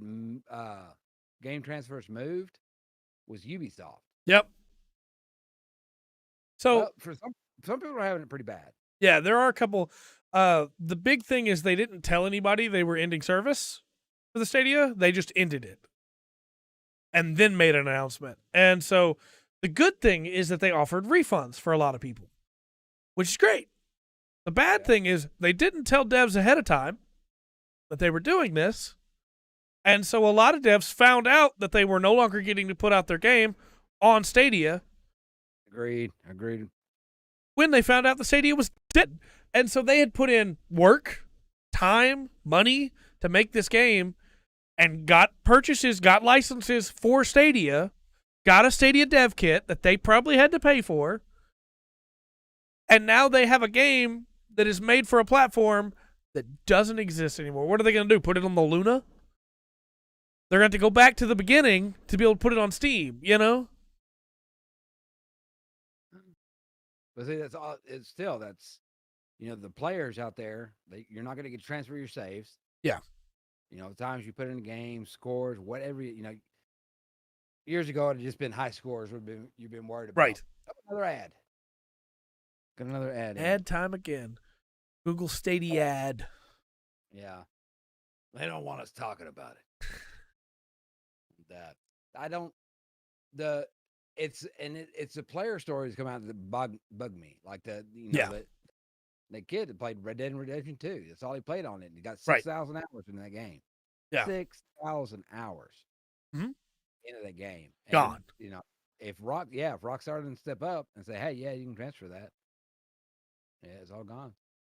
Well, and lest we forget, there's a guy out there that declared himself the #1 Stadia fan, got the Google Stadia logo tattooed on his shoulder, and that has been fighting the good fight for Stadia ever since it was announced, that has made his Twitter account go private. He has deleted his Twitter and quit, basically, because he is heartbroken. And, it didn't have a lot of fans. But the ones it had. it had some loyal fans, yes. Yeah. And it just, I think personally everybody should have been able to see that this was going to die. But like you mentioned, that kid, that guy for sure should have. That kid might not have had any choice for any other console, right? If his parents bought him a Stadia, that's what he's got, So it sucks for them and the devs. This is really it is, but it isn't a new phenomenon, right? Yeah. We kind of saw the same thing with the Steam Deck, but it was cursed from the beginning. Right. It was overpriced, and I had really no reason to get it to have got a Google. It seems to be doing well now, though. The Steam Deck seems to have turned it around. Yeah. Mostly because people can jailbreak it very, very, very, very easily. Okay. People have it running like a PSP now. But they've got and I agree with Dark here. Google shouldn't have been the one with that technology. No, they can't. No, you can't. Neither is Amazon. Right. Do not go from the Stadia to the Luna, please. Please. Yeah, they never went into his situation. Yeah. So, with the 6,000 hours. Yeah. Which that's a lot for a game. But he loved the game. All I'm saying is I put 600 plus hours into Xenoblade Chronicles 2, and I revealed that on a podcast, and everybody's response was, "Whoa, what? Come on now, that's too many." And that's a 10th. Yes. Yeah. What they got put in? Goodness gracious. All right. So next up, we have some kind of really bad news. Disco Elysium has fired some main devs. The team, the Studio Zaum, that makes Disco Elysium.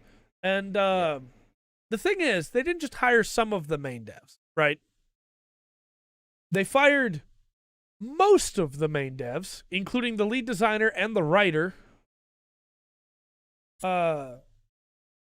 So basically, Disco Elysium is a very unique game in a lot of ways. It is about the flaws that every political ideology have, while also being about the flaws of every economic state, and how people are going to suffer no matter what, right? Mm. And one of the big points it has is against the people with power at the top controlling everybody else. The writer and lead designer was pushed out by his own admission. He says afterwards, by the money people who threatened us with legal action if we didn't leave. Well, that's sounds like okay. So it sounds like the studio getting involved in things they don't need to get. We mentioned the Hobbit movie. Yep. Earlier, right? That's what happened with it. The production studio got in. They wanted a love triangle. They wanted this and that. Yeah, legal action if you wouldn't leave, which is nuts. Yeah. So it sounds like that's a production company or a company that doesn't actually make the game. Yeah. But controls the output. Now, they put out a statement about this. The studio did, not the devs, the studio. That says, like any video game, the development of Disco Elysium was and still is a collective effort, and with every team member's contribution essential and valued as part of a greater whole. At this time, we have no further comment to make other than that Zaum's creative team's focus remains on the development of our next project, and we're excited to share more news on this with you all soon. I don't know, Dark. I don't know what the nitty-gritty is, but they had something on him, and they pushed it. And labor laws are going to be different there, right? Mm-hmm. You have to work under a contract. Yeah. It's not, for some state, not all states, but for some states in the U.S., it's a work at will state. Yeah. So your boss can tell you to leave. You're done. And you can just quit. Yeah. Like that. There's some places you can't do that. So it sounds like a much bigger mess than it could have, or it should have been, maybe. Right. But yeah. Also, just throwing this out here, how dare you talk about the collective effort after you lay off a bunch of the devs? That's messed up, man. That statement was pure marketing. That statement was soft. Yeah. That statement was just enough to CTA, cover the mess. That's right. So yeah, Disco Elysium 2, not gonna be like the first one, probably. That in mind. What a weird, cool game the first one is, and the second one is gonna absolutely go down the rabbit hole of everything else. Of well, now money's talking, and that's what makes the game good, right? Yeah. Not the vision of the creators. And that should be, of all mediums for art to express it, though, video games should be the nose of that. If you've got crap graphics on a game that should have much better graphics, that might be something to call out. Right. But if the story's good, people are going to play it. Yes. I mean, there's a reason why Octopath Traveler didn't get real popular on the graphics. Right. Bannerlord didn't get popular on the graphics or gameplay. It was the story. I think actually Octopath kind of did, because it did the HD2D. But I get where you're coming from. They're not polished. Yeah. Now, I should specify that some more of the devs left on purpose after this, in solidarity, and Martin Luigia, who was the founding member of the original team that made up the whole thing, that was the cultural association that Zaum came from, dissolved the cultural association. He dissolved it. He said, I don't want any part of this anymore. The studio's still there, that's named after the cultural association. Yeah. But he dissolved the cultural association and left. And he's the one that said legal action was the reason why the lead writer had to leave. So. Okay. But can you do? It just sounds like a mess. Yeah. Bad planning, bad mess. Money people, but it's mostly art people. Yeah. Look, you need the money person to go, hey, are you making me money? Okay, then I trust you. And then you make them money. And then the money person goes, you're still making me money. Keep it up. Yeah, that's what. Yeah, it's your investment. Mm-hmm. I'll give you this money. Believe in the artist. Yeah, believe in the artist. We're at a point where the only company I can think of that's doing this, that's actually doing this, and it boggles my mind to say this after how many bad games they put out lately, is Square Enix, who goes, Yokotaro, you want money? Here's money. Make a game. Yoshi P, you need money for F14? Here's money. Take it. Yeah. And that should pay back to the people, there should be payback. Mm-hmm. and then some for putting up that money and having that money frozen for that amount of time. Yeah. But yeah, you've got to trust your artists, man. Yeah. And your coders and the people that are putting this together. Well, we got a special story to round this out tonight. Because we have an update on the chess cheating scandal. Oh, okay. And this is a big update. Wall Street Journal put out an article. They got the exclusive rights to break this story. So, for anybody who doesn't remember, I'll give you a quick catch up here. Magnus Carlsen played against Hans Niemann in the Sinkfield Cup. It was a very strange game in a lot of ways. Hans Niemann's responses after the game were really weird. But after that game, Magnus Carlsen quit the tournament. Magnus Carlsen is, of course, two-time world champion. Has renounced his title because he's tired of fighting for it, because he doesn't want to just own it forever. Hans Niemann is the #1 up-and-coming chess player over the last couple of years. He has risen to the #1 up-and-comer with an incredible rise. After this, people speculated that this is probably because Magnus Carlsen thought he was cheating. Magnus Carlsen put out a tweet that basically said, "I can't say anymore. If I say anymore, something bad will happen." Which made people go, okay, Hans Niemann was probably cheating. But then people flipped over to, okay, the Magnus Carlsen was probably just being a big baby because he lost. And so Hans probably didn't cheat. And then they played again at the next big tournament, which was the Generational Tournament. And after the first move, Magnus Carlsen resigned and refused to play against Hans Niemann. Hans Niemann went on to kind of gloat, talk about how if Magnus Carlsen was trying to accuse him of something, he should just say so. And that he has not cheated since 2020, and he only ever cheated online twice. He cheated once when he was 17 and once when he was 12. Only ever cheated online, has never cheated over the board. Magnus Carlsen put out a big thing this last, 2 weeks ago, going, hey, I believe that Hans Niemann has cheated more than he says, and more in the last 2 years than he'd ever cheated before. Chess.com put out a statement and was like, Hans Niemann did cheat, and we covered that privately with him online, because he cheated online. We do all our cheating stuff privately. We're not ready to release a statement yet. So then Magnus Carlsen went on an interview and brought up Hans Niemann's teacher, Maxime Delugy, his coach, who also has been banned from Chess.com for cheating. Oh. So it's been a big back and forth. Nobody knew for sure. Did Hans Niemann cheat? Did he not cheat? Elon Musk made things a lot worse by bringing up anal beads. It all led to this big, quandary of we can't prove Hans Niemann cheated. Magnus Carlsen's probably just being mad. Until today, when Wall Street Journal broke a story from the FIDE, who've been doing an internal investigation that involves Chess.com, that says,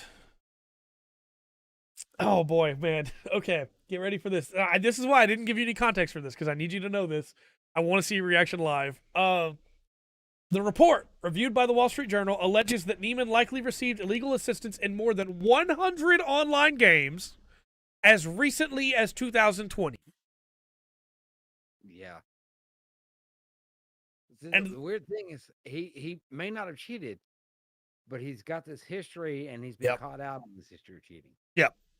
Now, we said very boldly a couple weeks ago that we weren't taking a side here, that we didn't have any proof he cheated over the board. All we had proof of was that he cheated online. But he said he wasn't cheating anymore. That has now been proven to be false. He cheated in money matches. He cheated in tournaments online. He cheated in contests online. In over 100 games.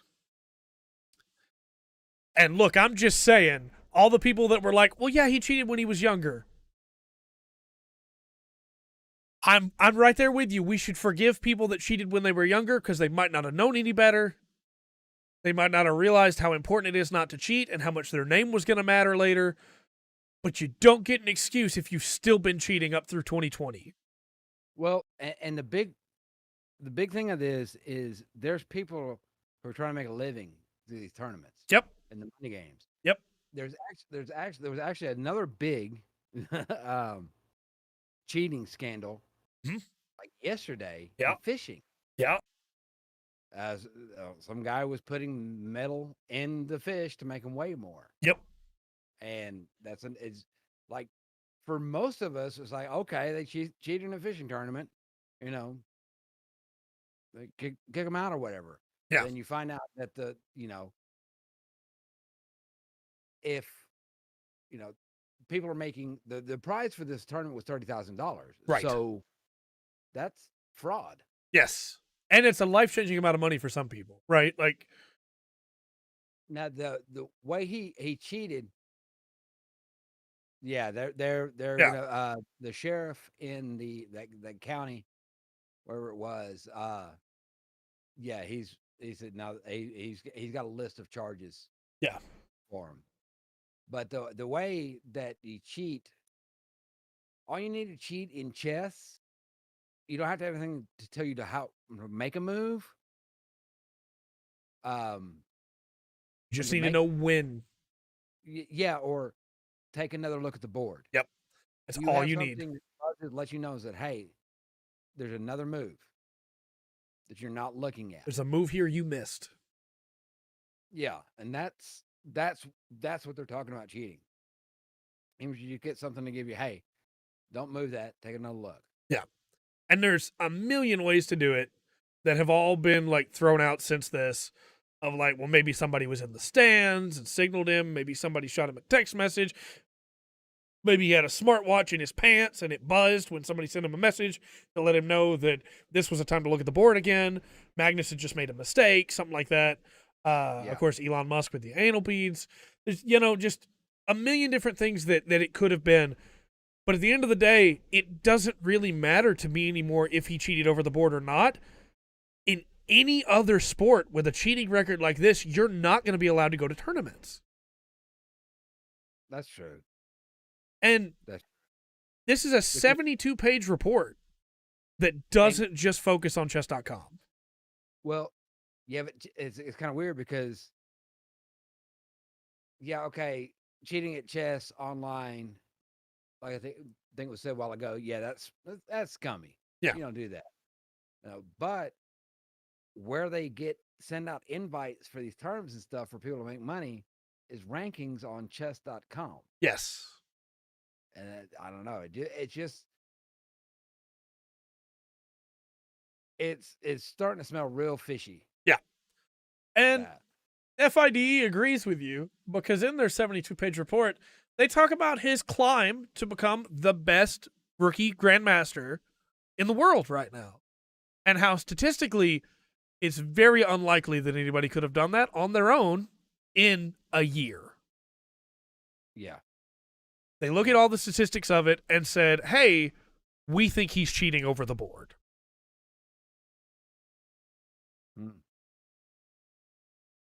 Well, there you have it. Yeah. Yeah, it's pretty clear to me if the FIDE is going, yeah, we don't think he could have actually done this, then, okay, he wasn't a nobody before Dark, but he did. He went from being a rookie in like mid-elo, right, to Grandmaster level in a year. And it's not impossible for that to happen. It has happened before. Not that fast, I don't think. But not that fast. Because your rankings in the thousands. Yes. And he went from being ranked in the thousands to being ranked, I think, in the top 20 in the world. Yes. That's not even the most shocking thing from all this, though, which is at the end of this article, they drop kind of a chilling line from the FIDE, which is that because they've looked into all this again, they found that 4 of the top 100 players in the world have confessed to cheating on chess.com. Yeah. Yep. Because chess.com has now decided, hey, guess what? We've changed our mind. We're not going to keep this private anymore. We recognize this is a problem and that our silence has allowed this to happen. So we're not going to keep it quiet anymore. Yeah. Good. Because like you said, the ranking for these tournaments comes from chess.com. Yeah. Ugh. It's a mess. It is. It's a huge mess. But yeah, to specify this, his score was originally 2,300 before the cheating was found, and he was banned. And then when he was reinstated, it was much lower than that, of course. And he got it back up to 2,500 in late 2020. Which is, over the last 18 months, he's picked up 180 ELO points. Nobody else has done that. That's not, no one has done that. Yeah. And I want to give you the quote here, which is, our view of the data is that Hans, however, has had an uncharacteristically erratic growth period mired by consistent plateaus. Okay. Which they're insinuating that it feels planned. Then he's hitting these points and then not gaining, and then gaining a bunch and then not gaining, so that nobody can just go, well, he's cheating. Yeah. Yeah, we haven't, nobody can tell me how he cheated, but yeah, that 25K to 20, and there's big, oh man, because there's chess hustlers on the streets of New York that I'm sure play on chess.com to keep the game up. I'm sure. And they're gonna, yeah. Well, and people think chess.com won't notice, right? They, instead of having Stockfish installed on the computer or Clown Pass, they have it on a different monitor, right? They have the program is installed in a different drive, it's on a different monitor. Chess.com tracks when you click off the page and come back. And if you click off the page and come back with a better move, with the perfect move, chess.com takes note of that, Yeah, if it's, look, I mean, if he was, Bobby Fischer, but see, nobody points him out as a prodigy. Right. They let you know who's a prodigy and everything. It's like, yes. Hey, whether it's cello, whatever it is, and he's not. So yeah, 1 year might be feasible for a prodigy. Right. And you have to, and I mean, that is somebody who's they're going to see the board differently than everybody else. They look at the board differently. Right. Breaks up in their mind differently. I also, see sorry, go ahead. Somebody practicing, over 5 years and getting that. Yeah. Or 10 and working away and slowly getting better. It does sound fishy. Also, for anybody who's like, well, Hans definitely wouldn't have cheated in a big game like this. He would have just taken a loss against Carlsen. So last year, Hans Niemann played an online game against Ian Nepomuceno, which is the Russian champion. Yeah. And it's been proven that he cheated in that game. So he lied, said that he hasn't cheated since he was, 17, even though he was 19 last year, cheated. Just at the point that you're lying on television and saying you haven't cheated but 2 times in your whole life, and then it's found out you cheated over 100 times, like, all right, look, I'm not going to believe anything you say anymore. You're lying to the level that I cannot accept at all. Good. All right. So that's where we're at on that. Figured I'd give an update because it's been a while. I promised an update once we do more, and it's pretty clear to me what's going on. So yeah, let's throw it over to Rugrid's Corner. All right. Well, I was going to start off with a birthday. Yeah. I'm going to say happy birthday to Lena Katina. Okay. She is a Russian singer. You probably know her from All the Things She Said. Okay. Yeah, All the Things She Said. She was the band Tattoo, which is spelled little t dot big A dot big T dot little U. Yeah. All the things Okay. she said that were running through her head. She's born in 1980. So okay. I'm sure she's going to catch this. Maybe on the playback. I'm sure Happy birthday, Happy Miss Katina. Do that. And I understand. Well, look, whether you like them or not, that song, All the Things She Said, that's that made a pretty big splash. It sure did. Went through. Okay. So probably everybody knows. Oh, they did Go Minasai. I'm so stupid. I was like, they did a song that's it's Go Minasai. Well, if you've seen that video, that is a very fair takeaway. But I think for them and in the Russian situation, it kind of it was a little bit more than that too. It was about the expression, right?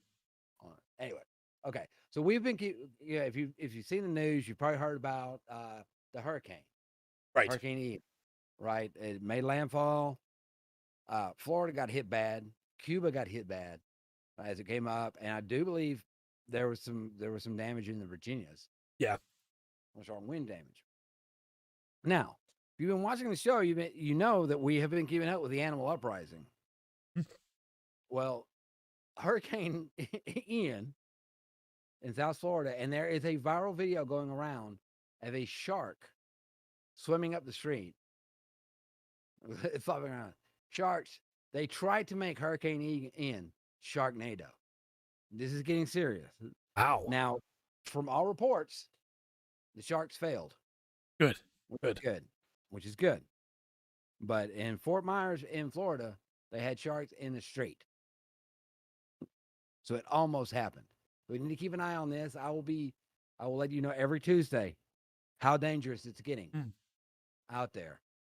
Because if sharks are starting to come on land, that's a problem. That final assault must be getting close. They sent in a squirrel to knock out power. Florida man versus Sharknado. Oh yeah. Yes. Okay, I saw this. This is a lot. Yeah. Yes, it's bad. So I don't know. Which would be worse, letting loose sharks on land or Florida man on the ocean. No, I think it might be the second one, honestly. Okay, it may be. It may be.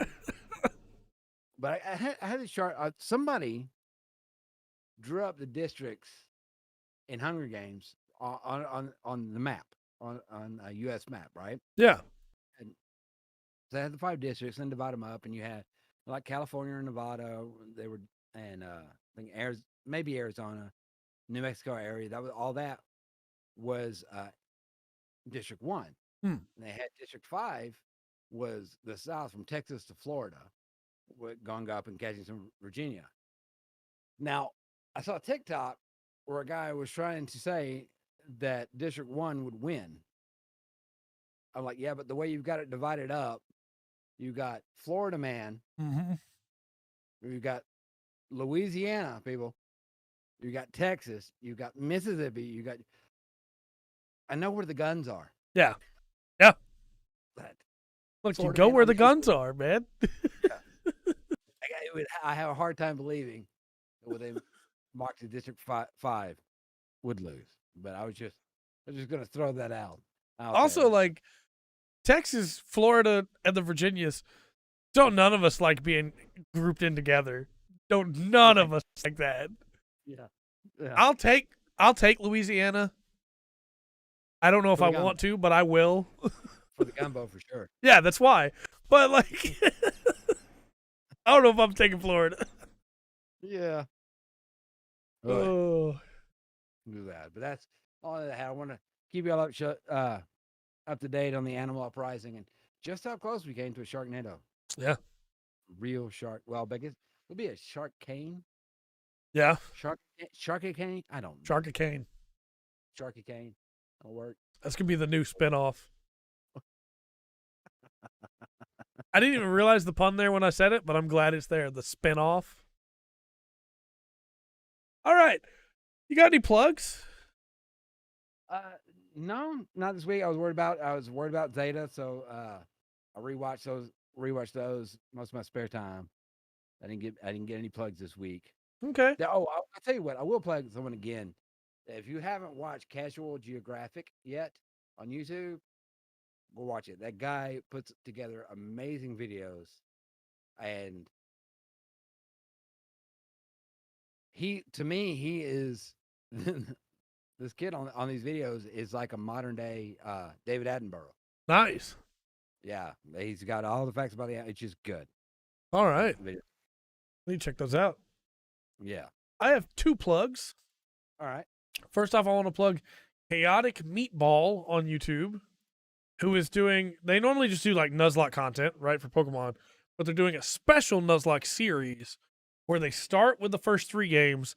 They have to play every game in the series, and each video is like that generation of games, and they can't reuse any Pokemon. They can't? Can't. And he's playing Pokemon Coliseum as well. So, like, he's got to go through red, blue, and yellow, only using like 6 Pokemon for each one or 5 for a couple, so that he has Pokemon later. And he can't lose somebody, because if he loses somebody, he has to use another one to fill their spot. Yeah. It's really interesting watching him try to like route it all out of like, hey, I'm going to need this Pokemon later, so I really don't need it right now. I'm going to be really careful here. Use repels to get just to the route I need to get the Pokemon I need. Yeah. It's pretty cool. Ooh. Good run through. Sounds like a grind. Yeah. And then my second plug is, apparently this guy is like famous on YouTube in the speedrunning community. I just never knew this guy existed. But Carl Jobst puts out some dang good videos. He put out one on the current like sealed video game scams that are going on and how the prices have bloated up and bubbled. And he's done a couple follow-ups on that. But the reason that I found him is because he did a video on Zelda 2 speedruns, which is a speedrun that I'm actually like really hype about. I love the Zelda 2 speedrun because of how busted that speedrun is. And it was just really cool to get to see somebody like bring that to everybody else that doesn't understand why this game is broken in its entirety. Well, speedrunners are their own breed. Yeah. They got, and then you got regular speedrunners, then you've got tool assisted. Pass runs. Go watch a speed run. That's insane. Usually takes some dedication. I agree. All right. But that's all my plugs for the week. Coming up for the week, don't forget, Thursday, we have more D&D podcast. We'll be talking Mordecai and monsters. We're in the teas. Right. And we're going to have Dark's got an update for us. Oh, right. Yeah. Excited for that. And then Friday, going to be building some unicorn. And we'll be back Monday, of course, with MMO Mondays. I just knocked some stuff over here. It's fine. We got kind of a cool quest to run, looks like, Monday. We'll see if we can survive that. Oh, yeah, we won't. And then, Tuesday we'll be back for more regular podcast goodness. Yes. So, until next time, I've been Trey. I've been Rungren. And we've been the Full Spectrum Podcast. Remember to always enjoy the full spectrum. Life.